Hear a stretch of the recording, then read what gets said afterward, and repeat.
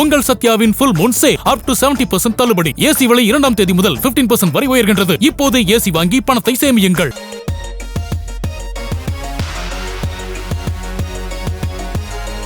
இரண்டாம் கட்ட metro rail திட்டத்தின் 4வது வழித்தடம் பூந்தமல்லி முதல் களங்கரை விளக்கம் வரை ஆலந்தூர் நகர் மற்றும் போரூர் வழியாக செல்கிறது.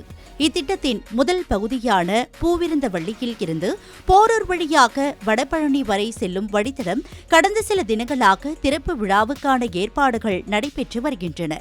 இந்த வழித்தடம் பிப்ரவரி மாதத்திலேயே திறப்பதற்கு முடிவு செய்யப்பட்டிருந்தாலும் சில காரணங்களால் ஒத்திவைக்கப்பட்டுள்ளது.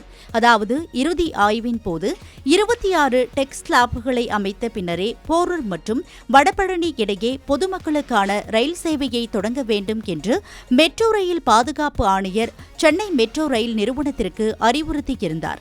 போரூர் வடபழனி வழித்தடமானது ஒரு இரட்டை அடுக்கு வழித்தடத்தை உள்ளடக்கியுள்ளது. பூவிருந்தவள்ளி முதல் களங்கரை விளக்கம் வரையிலான 4வது வழித்தடமும் மாதாவரம் முதல் சோழிங்கநல்லூர் வரை ஆலந்தூர் நகர் வழியாக செல்லும் 5வது வழித்தடமும் 4 கிலோமீட்டர் தூரத்திற்கு இணையாக செல்கின்றன. மேலும் இதே பகுதியில் 4 ரயில் நிலையங்களும் அமைக்கப்பட்டுள்ளன.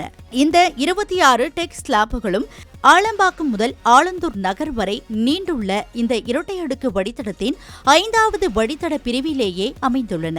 சென்னை மெட்ரோ ரயில் நிறுவனம் 2ஆம் கட்ட திட்டத்தின் 4வது வழித்தடத்தில் அமைந்துள்ள போரூர் முதல் வடபழனி வரையிலான ஒரு பிரிவில் 26 டெக் ஸ்லாப்புகளை அமைக்கும் பணியை வெற்றிகரமாக நிறைவு செய்துள்ளது. ஒரு வாரத்திற்கு முன்பே டெக் ஸ்லாப் அமைக்கும் பணி நிறைவடைந்த நிலையில் ஆலம்பாக்கம் முதல் சாலிகிராமம் வரையிலான மீதமுள்ள ரயில் நிலையங்களை கட்டும் பணியில் தீவிர கவனம் செலுத்தி வருகிறது. திட்டமிட்டபடி பிப்ரவரி மாதத்திலேயே தொடங்கப்பட்டிருந்தாலும் சென்னை மெட்ரோ ரயில் நிறுவனம் பூந்தமல்லி முதல் போரூர் வரையிலான அனைத்து நிலையங்களையும் பயன்பாட்டிற்கு கொண்டு வந்திருக்கும். அதேவேளையில் ஆலம்பாக்கம் முதல் சாலிகிராமம் வரையிலான நிலையங்கள் கட்டுமான பணி நடைபெற்று வந்ததால் அவற்றை தவிர்த்துவிட்டு வடபழனி வழித்தடத்தின் இறுதி நிலையத்தை மட்டும் திறக்கும் நிலை ஏற்பட்டிருக்கும். தற்போது டெக்ஸ்லாப் அமைக்கும் பணிகள் நிறைவடைந்துவிட்ட நிலையில் சென்னை மெட்ரோ ரயில் நிறுவனம் தனது இணக்க அறிக்கையை மெட்ரோ ரயில் பாதுகாப்பு ஆணையர் அலுவலகத்தில் சமர்ப்பிக்க உள்ளது. இதற்கிடையில் இந்த வழித்தடத்தில் ரயில்களின் இயக்க அதிர்வெண் மற்றும் வேகத்தின் மீது விதிக்கப்பட்டுள்ள கட்டுப்பாடுகளை நீக்குமாறும் CMRL நிறுவனம் மெட்ரோ ரயில் பாதுகாப்பு ஆணையரகத்தை கேட்டுக் கொண்டுள்ளது குறிப்பிடத்தக்கது.